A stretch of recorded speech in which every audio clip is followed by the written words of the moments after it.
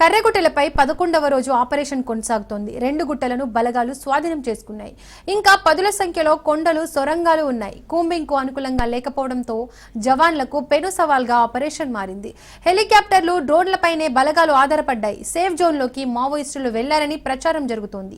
హెలికాప్టర్ల నుంచి ఫ్లాష్ బాంబులతో బలగాలు దాడి చేస్తున్నాయి. కర్రెగుట్టలో బేస్ క్యాంపుల ఏర్పాటుకు బలగాలు యత్నిస్తున్నట్టుగా తెలుస్తోంది.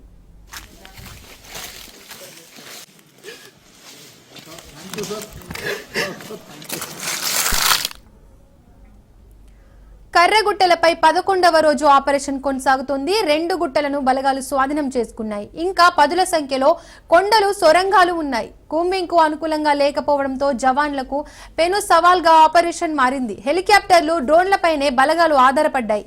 సేఫ్ జోన్లోకి మావోయిస్టులు వెళ్లారని ప్రచారం జరుగుతోంది. హెలికాప్టర్ల నుంచి ఫ్లాష్ బాంబులతో బలగాలు దాడి చేస్తున్నాయి. కర్రెగుట్టలో బేస్ క్యాంపుల ఏర్పాటుకు బలగాలు యత్నిస్తున్నట్లుగా తెలుస్తోంది.